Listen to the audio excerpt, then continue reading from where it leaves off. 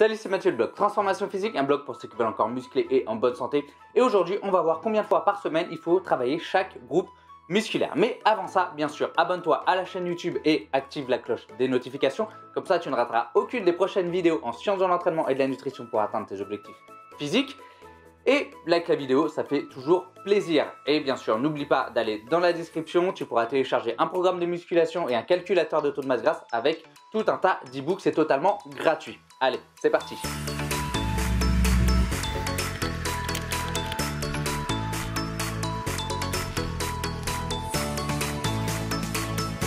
Dans un sondage de 2013, 127 compétiteurs, donc des bodybuilders, et bien 68,8% s'entraînaient donc 5 fois par semaine et n'entraînaient chaque groupe musculaire qu'une seule fois dans la semaine. Et le reste des participants au sondage, eux, entraînaient au maximum 2 fois chaque groupe musculaire dans la semaine. Donc par fréquence d'entraînement, il faut comprendre le nombre de fois où tu vas entraîner un groupe musculaire dans la semaine. Par exemple, si tu t'entraînes 6 fois par semaine, mais que par exemple tes pectoraux, tu les entraînes que 2 fois dans la semaine, eh bien tu auras une fréquence de 2 sur tes pectoraux. Si on en croit le sondage, eh bien vous serez tenté de s'entraîner comme eux et donc de n'entraîner chaque groupe musculaire qu'une seule fois dans la semaine en faisant un bro split. Mais déjà, il ne faut pas oublier que nous ne sommes pas compétiteurs, on n'a pas la même génétique, ils ont quand même une génétique exceptionnelle et on ne dispose pas non plus des aides extérieures comme les produits dopants. 44,1% des bodybuilders qui ont participé à ce sondage utilisent des produits dopants. Ils sont donc complètement hors catégorie et ce serait complètement idiot de vouloir suivre le même programme d'entraînement. En 2007, il y a eu une méta-analyse qui a regroupé 60 études sur la fréquence d'entraînement. Et dans cette méta-analyse, il ressort que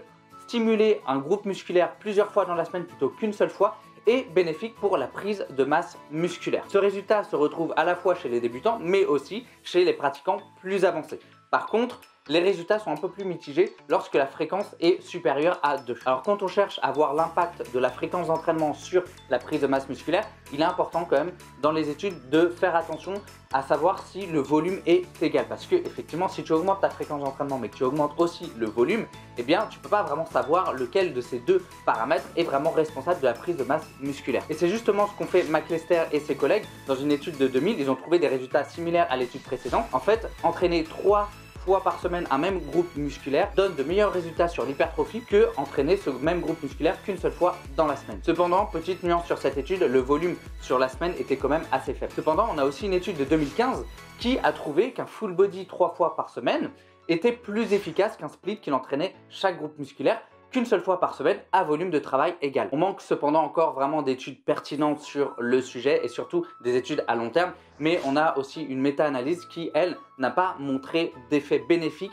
à avoir une haute fréquence d'entraînement sur un même groupe musculaire. Alors lorsqu'on parle de fréquence d'entraînement, il faut aussi bien sûr parler de la fenêtre anabolique. Alors peut-être que pour toi c'est un mythe et je dirais que tu as à la fois raison et tort. Je t'invite à aller voir la vidéo complète sur le sujet. Et en fait, c'est la fenêtre anabolique n'est pas du tout comme on le voit, une fenêtre où l'anabolisme est accru seulement pendant une demi-heure. Ce qu'il faut comprendre, c'est que cette fenêtre anabolique va énormément varier d'un individu à l'autre en fonction de l'entraînement, en fonction de l'expérience, et elle peut durer de 48 à 72 heures, voire moins de 48 heures pour des personnes qui vont être plus avancées. Autrement dit, lorsque tu sors de cette fenêtre anabolique, eh bien là, tu peux avoir un intérêt à travailler de nouveau un groupe musculaire pour le faire rentrer de nouveau dans cette fenêtre anabolique. Donc regarde bien ce graphique, on s'aperçoit que la fenêtre anabolique dure plus longtemps pour les personnes non entraînées, donc le UT, et il n'y aurait pas du coup d'intérêt à avoir une grosse fréquence d'entraînement sur chaque groupe musculaire pour ces personnes-là. Par contre, des personnes qui vont être plus avancées,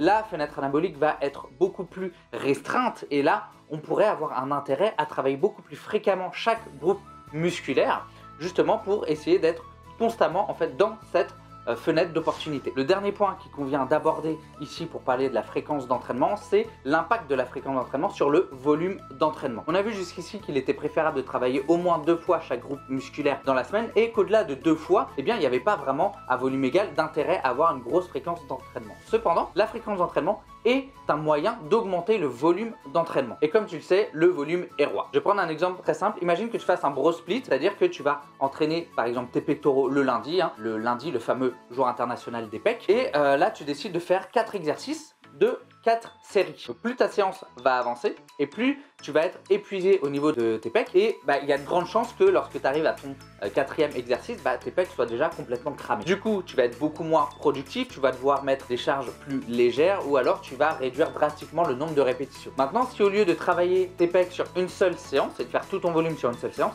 eh bien tu vas le splitter en deux, donc tu vas augmenter la fréquence d'entraînement et là tu vas répartir, donc un jour tu vas faire 2 exercices de 4 séries et un autre jour dans la semaine tu vas faire 2 autres exercices de 4 séries. Du coup, à chaque séance tu seras beaucoup plus frais, donc ton muscle ne sera pas épuisé à cause des exercices précédents. Tu pourras donc mettre plus lourd et sûrement faire plus de répétitions. Et au final, rien qu'en augmentant la fréquence et en splittant ton volume, eh bien tu as un plus gros volume du coup cumulé sur ta semaine. Alors peut-être que de cette façon tu as l'impression à chaque séance de ne pas avoir tout donné, de ne pas avoir complètement annihilé tes pecs, et là je vais préférer quand même laisser Liani répondre. Stimulate don't annihilate. Donc plus tu augmenteras ta fréquence d'entraînement et plus ce sera simple en fait d'augmenter le volume de travail. Bien sûr, c'est jusqu'à un certain point. Si tu es complètement débutant, tu n'as pas intérêt à avoir un gros volume d'entraînement. Et c'est pas pour rien que certains bodybuilders comme Jeff Nippard font des 5 full body dans la semaine. En résumé, il est préférable de travailler chaque groupe musculaire au moins 2 fois dans la semaine et plus n'est pas forcément nécessaire. Et il y a surtout 2 avantages à augmenter la fréquence d'entraînement. Le premier avantage, c'est d'augmenter ton volume de travail sur l'ensemble de la semaine. Plus tu auras une fréquence élevée, plus ton volume pourra être élevé. Et ça permet aussi de diminuer la fatigue à chaque séance d'entraînement en réduisant l'effort perçu à chaque séance. Bien sûr, tout va aussi dépendre de ton niveau. Si tu es un pratiquant débutant, eh bien avoir une fréquence de 5 sur un seul et même groupe musculaire risque de ne pas vraiment être très utile. Par contre, ça peut être une stratégie intéressante pour quelqu'un qui a un niveau beaucoup plus avancé. Voilà, j'espère que cette vidéo t'a plu. Si c'est le cas, n'hésite pas à t'abonner à la chaîne YouTube et à liker la vidéo. Et puis, moi je te dis à la prochaine pour une autre vidéo. Allez, salut!